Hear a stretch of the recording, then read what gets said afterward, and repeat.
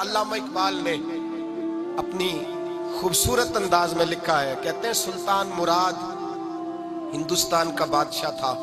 اقبال نے لکھا ہے، اقبال کہتے ہیں اس نے ایک مستری کو بلایا مسجد بنانے کے لیے، کہا اس طرح کی بنانا میرا دل خوش ہو جائے۔ معمار نے، مستری نے مسجد بنائی، بادشاہ سلامت کو پسند نہ آئی تو بادشاہ سلامت نے اس مستری کا ہاتھ غصے سے کاٹ ڈالا، پوچھ کوئی نہیں نہ سکتا۔ وہ سیدھا قاضی کی عدالت میں کٹا ہوا ہاتھ لے کے گیا اور قاضی کے دروازے پہ جا کے کہنے لگا میں پوچھ سکتا ہوں آپ کس کا کلمہ پڑھتے ہیں؟ پوچھ سکتا ہوں؟ تو قاضی کہتے ہیں میری کرسی بھی کانپنے لگی اور جس کمرے میں بیٹھا تھا وہ کمرہ بھی کانپنے لگا۔ میں نے کہا سوالی تو بات کر، کہانی پہلے بتاؤ کلمہ کس کا پڑھتے ہو؟ تو قاضی کہتا ہے میری آنکھیں برس پڑی۔ میں نے کہا میں اس کے کلمہ پڑھتا ہوں جو دنیا میں بھی میرا وارث ہے، قیامت میں بھی وہی میرا والی بنے گا۔ جو دنیا اور آخرت میں میرا والی ہے، میں مصطفیٰ کا کلمہ پڑھتا ہوں۔ تو کہنے لگے ہاں اس لیے تجھ سے یہ بات کہلوائی ہے کہ کہیں تو بادشاہ کا تو کلمہ نہیں پڑھتا، معاذ اللہ، تو قاضی عدالت میں بیٹھا ہے کرسی پہ، اس کا کلمہ تو نہیں پڑھتا؟ کہا نہیں میں مصطفیٰ کا۔ پھر دیکھ میرا ہاتھ کٹ گیا ہے، اب تو بتا کہ تو بادشاہ سمجھ کے معاف کرے گا یا رسول اللہ کا دین سمجھ کے نافذ کرے گا؟ ڈاکٹر اقبال کہتے ہیں وہ قاضی نے حکم جاری کیا کہ فوراً بادشاہ کو بلایا جائے۔ ہندوستان کا فرما روا پیغام گیا تو کانپتا ہوا آیا، قاضی نے سامنے کھڑا کیا، ایک طرف بادشاہ اور ایک طرف وہ معمولی معمار مستری کام کرنے والا۔ تو قاضی گرجدار آواز میں کہنے لگے بادشاہ تو بتا، اس کا خون سرخ ہے تو تیرا سرخ نہیں؟ اس کے بازو پہ گوشت ہے تو تیرے بازو پہ نہیں؟ اسے درد ہوتا ہے تو تجھے نہیں ہوتا؟ یہ تو نے کیا حرکت کی؟ بادشاہ کی گردن جھک گئی۔ قاضی کہنے لگے پکڑو اس کو باہر لے جاؤ اور اس کا بازو کاٹ دو، اس کا بازو کاٹ دو۔ ڈاکٹر اقبال کہتے ہیں جہاں کانپ رہا تھا سارا کچھ، وہاں خوشی کے شادیانے بجنے لگے۔ قاضی کہنے لگا اس کا بازو کاٹو اور اس کو بتاؤ امیر غریب کا فرق اتنی دیر ہوتا ہے جتنی دیر بندہ مسلمان نہیں ہوتا، اور جب کوئی رسول اللہ کا غلام ہو جاتا ہے پھر سارے برابر ہو جایا کرتے ہیں۔ بنداؤ صاحب و محتاج و غنی ایک ہوئے، تیری سرکار میں پہنچے تو سبھی ایک ہوئے، تیری سرکار میں پہنچے تو سبھی ایک ہوئے۔ اور اپنی ملت پر قیاس اقوام مغرب سے نہ کر، خاص ہے ترکیب میں قوم رسول ہاشمی، لے جاؤ کاٹو اس کا بازو۔ اقبال کہتے ہیں جب باہر لے جایا گیا بادشاہ کو تو بادشاہ نے گردن جھکائی۔ وہ مستری کہنے لگا تو نے گردن کیوں جھکا دی ہے، اب کیا ہوا؟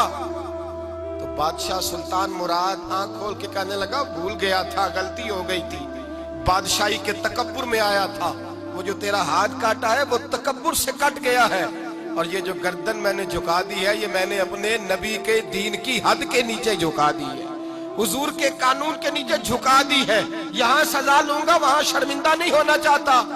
اس مستری نے بڑھ کے سینے سے لگا لیا اور کہنے لگا قاضی صاحب میں نے معاف کیا، مجھے پتا چل گیا ہے کہ مسلمان بادشاہوں کا کلمہ نہیں پڑھتے، محمد عربی کا کلمہ پڑھتے ہیں، رسول اللہ کا کلمہ پڑھتے ہیں، اور جب تک مسلمان نبی پاک کا کلمہ پڑھیں گے کوئی اللہ کی حدوں کو نہیں توڑے گا، کوئی دین کو پامال نہیں کرے گا، کسی کے اندر طاقت پیدا نہیں ہوگی کہ وہ دین کی حد کو توڑ سکے۔ حضرت جناب سیدنا محمود غزنوی رحمت اللہ تعالی علیہ بیٹھے ہیں اپنے دربار میں، ایک غریب عورت تڑپتی روتی ہوئی آئی، ماں بلکتی ہوئی آئی اور آگے کہنے لگی بادشاہ ذرا مجھ غریبنی کی فریاد بھی سن۔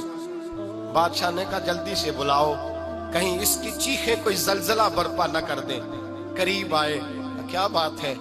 کہنے لگی کوئی شاہی خاندان کا نوجوان ہے، میں بیوہ عورت ہوں، ہندو مذہب سے تعلق رکھتی ہوں، میری 4 بیٹیاں ہیں، کوئی بادشاہ کوئی شاہی خاندان کا نوجوان ہے، سپاہیوں سمیت آتا ہے، شراب کے مٹکے لاتا ہے، میرے گھر میں گھستا ہے، میرے پاس اور تو کوئی شے نہیں، ایک عزت ہی ہے۔ جب وہ جوان بیٹی کی طرف دیکھتا ہے تو میں سوچتی ہوں اب دنیا میں بچا کیا ہے۔ بادشاہ میں بڑی مشکل سے تجھ تک پہنچی ہوں، میں اگرچہ ہندو ہوں پر میری فریاد رسی کون کرے گا؟ سلطان محمود غزنوی کہنے لگے تو جا، اور میں نے اپنے سارے سپہ سالاروں کو سپاہیوں کو حکم دے دیا ہے آئندہ جب تو آئے گی تو تجھے رات کا وقت بھی میرا دربار کھلا ملے گا، جیسے ہی وہ تیرے گھر آئے فوراً پہنچ جانا، آ کے اطلاع دینا۔ رات کا سناٹا، وہ غریبنی پھر تڑپتی ہوئی چیختی ہوئی آئی، بادشاہ ذرا جلدی کر غریب کی عزت لٹ نہ جائے، ذرا جلدی نکل، دیکھنا کوئی سرمایہ آج ختم نہ ہو جائے۔ بادشاہ خود اٹھے، تلوار پکڑی، گھر میں گئے، دیا جل رہا تھا، دیا بجھایا۔ اب بادشاہ نے اللہ اکبر کہا اور شاہ میں زرق برق نوجوان کی گردن پر جب بادشاہ نے تلوار ماری، لڑک کر کے گردن دور گری۔ پھر ہندوستان کا فرما روا سجدے میں گرا، کہنے لگا اے اللہ تیرا شکر ہے، اے اللہ تیرا شکر ہے، اے اللہ تیرا شکر ہے۔ پھر بادشاہ نے کہا پانی تو لاؤ، دیا تو جلاؤ، پانی لایا گیا، کہا روٹی تو لاؤ۔ خشک روٹی کے چند ٹکڑے بادشاہ نے کھائے، 1 گلاس پانی کا، 2 گلاس پانی کے، 4 گلاس پانی، 2 جگ بادشاہ پانی کے پی گیا۔ اور پھر روتا ہوا جب اٹھا تو بی بی کہنے لگی بادشاہ تیرا شکریہ، پر مجھے سمجھ نہیں آئی اس رنگ کی، دیا کیوں بجھایا ہے، سجدہ کیوں کیا ہے، پانی کیوں مانگا ہے؟ تو بادشاہ کہنے لگا بی بی بس تیرا کام ہو گیا، تو چھوڑ۔ کہنے لگی ذرا بتا تو صحیح، تجھے واسطہ اس رسول کا جس کا تو نے دین نافذ کیا ہے اور جس کے کہنے پر تو نے غریبنی کا کام آج اس کی عزت کو لٹنے سے بتا تو صحیح۔ تو بادشاہ کہنے لگا ایک کی بہن ہے اور یہ جو تیرے گھر آیا تھا یہ اسی ایک بہن کا بیٹا ہے اور اکلوتا بیٹا ہے۔ تحقیق کی تو پتا چلا میرا اپنا بھانجا یہ ظلم کر رہا ہے۔ میں نے قسم کھائی تھی کہ جب تک تجھے انصاف نہیں ملے گا نہ روٹی کھاؤں گا نہ پانی پیوں گا۔ آج 3 دن سے حلق خشک ہے، اس لیے کہ مصطفیٰ کا دین نافذ کرنا ہے، اس لیے کہ حدود اللہ کو قائم کرنا ہے۔ فرمایا آج جب میں نے دیا گل کیا، آج چراغ بجھایا تو اس لیے کہ جب بھانجے کو ماروں تو کہیں بہن کی صورت سامنے نہ آ جائے۔ یہ انصاف ہے، یہ بے انصاف ہوتا ہے۔ یہ وہ انصاف ہے جو نہیں دیکھتا کہ سامنے کیا ہے، اس کی آواز نہیں ہوتی، دھڑکن نہیں ہوتی، یہ تلوار چلتی ہے تو لحاظ نہیں کرتی، اس لیے دیا بجھایا تھا۔ اور سجدہ شکر اس لیے ادا کیا ہے کہ اے اللہ تیرا شکر ہے میں نے تیرے رسول کا دین نافذ کر دیا ہے۔ یہ بات کہہ کر کے سلطان محمود غزنوی کہنے لگے پانی پیا ہے، اس لیے کہ اس دن کا پیاسا ہوں جس دن تو فریاد لے کے آئی، خشک روٹی اس لیے کھائی ہے اس دن کا بھوکا ہوں جس دن تو پھر روتے ہوئے۔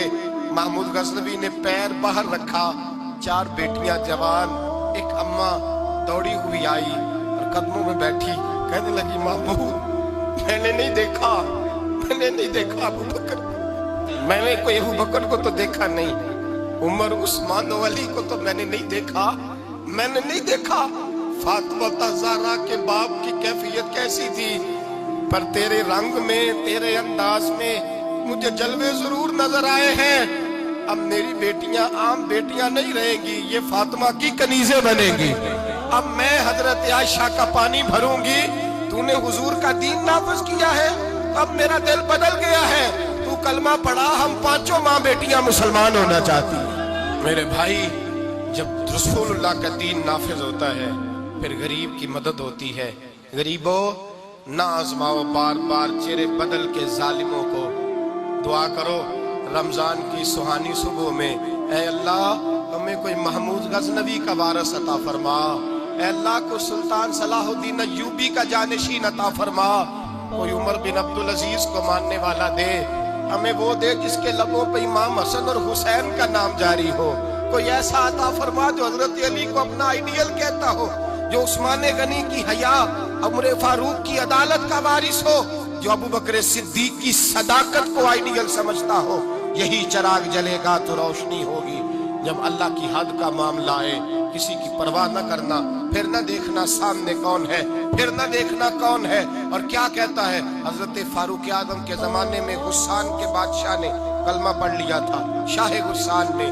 آج تو مکے اور مدینے میں بھی حالات بگڑ گئے، اب تو پیکج ہوتے ہیں حج کا، ایک وی آئی پی، ایک وی آئی پی، ایک عام، ایک اکانومی، اب تو وہاں بھی پیکج ہیں، اب تو وہاں بھی امیر آئیں تو ان کے لیے الگ رستے ہیں عرفات اور منا جانے کے لیے۔ حضرت عمر کا زمانہ تھا، غسان کے بادشاہ نے کلمہ پڑھا، لمبا جبہ پہن کے طواف کعبہ کر رہا تھا، ایک غریب کا پیر جبے پہ آ گیا، غریب کا، مجبور کا، غلام کا۔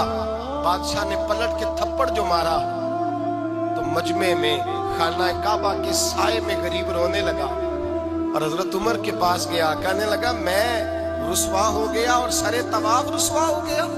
اے عمر، اللہ کے گھر آ کے بھی میری رسوائی ہوئی۔ حضرت عمر نے غسان کے بادشاہ کو بلا کے کہا کہ اسے بدلہ دے، اسے راضی کر یا بدلہ دے۔ کہنے لگا عمر اب میں اسے بدلہ دوں؟ آپ نے فرمایا یہ میرے نبی پاک کا دین ہے، یہ حضور کا دین ہے، یہ نافذ ہوگا، یہ امیر غریب کے لیے علیحدہ علیحدہ نہیں، اسے بدلہ دے، یہ تجھے تھپڑ مارے گا، تجھے کھانا پڑے گا۔ اس نے کہا اگر میں ایسا نہ کروں تو آپ فرمانے لگے پھر میں عمر ہوں، پھر میں عمر ہوں، پھر میں تجھ سے کرواؤں گا، تجھے کرنا پڑے گا، تجھے یہ کرنا پڑے گا، میں کرواؤں گا۔ حضرت سیدنا عمر فاروق نے کہا ایک رات کا وقت ہے تیرے پاس، یا اسے راضی کر لے یا سویرے اسی طرح طواف ہوگا، اسی طرح مجمع ہوگا، اور طواف کی اس جگہ جہاں تو نے تھپڑ مارا تھا یہ تجھے تھپڑ مارے گا، اور سارا زمانہ دیکھے گا کہ رسول اللہ کا دین کیسے نافذ ہوتا ہے۔ تجھے تھپڑ کھانا پڑے گا، مار کھانی پڑے گی۔ اللہ اکبر۔ جب سیدنا فاروق اعظم نے اسے یہ کہا، ایک رات سوچنے کا وقت لیا، اس نے راتوں رات سامان اٹھا کر کے واپس بھاگ گیا، عیسائی ہو گیا۔ ایک آدمی نے کہا عمر اتنا بڑا بادشاہ تھا، اس کے پیچھے کتنے لوگ مسلمان ہوتے، مال خزانہ میں کتنا نفع آتا، یہ ہوتا وہ ہوتا۔ حضرت عمر کہنے لگے چپ کر جاؤ، نہ مال چاہیے، نہ زیادہ تعداد چاہیے، نہ بادشاہ چاہیے، ہمیں تو اپنے مصطفیٰ کا دین چاہیے، ہمیں تو رسول اللہ کا دین چاہیے، اس سے زیادہ ہمیں کسی چیز کی حاجت نہیں۔ بھائی یہی چراغ جلے گا تو روشنی ہوگی۔ رسول اللہ کے دین کی حد کے معاملے میں کسی کی پرواہ نہ کریں۔ جب آپ کو واضح قرآن کی آیت مل جائے، جب حدیث مبارکہ واضح مل جائے، پھر اپنی رائے پہ پھر اس پر اپنی رائے کو نہ ڈالیں، تھوپے نہ، پھر یہ نہ دے کہ میں نے گھر بچانا ہے، میں نے فلاں چیز بچانی ہے۔ بس اللہ تبارک و تعالیٰ کی حد کا جہاں معاملہ ہے، میں نے شروع میں کہا تھا ہر رشتہ توڑ دو، ہر تعلق توڑ دو، اپنا آپ بھی ٹوٹتا ہے تو توڑ دو، لیکن دیکھنا کہیں رب رسول کی حد نہ ٹوٹنے پائے۔ یہ حد کبھی نہیں ٹوٹنی چاہیے۔ دین اسلام کی جو حدود اللہ اور اس کے رسول نے متعین فرمائی ہیں ان کو کبھی نہیں ٹوٹنا چاہیے۔ دعا ہے خالق کی بارگاہ میں اللہ تعالی ہمیں اپنے محبوب کے دین کی حفاظت کی توفیق عطا فرمائے۔ آخر دعوانا ان الحمدللہ۔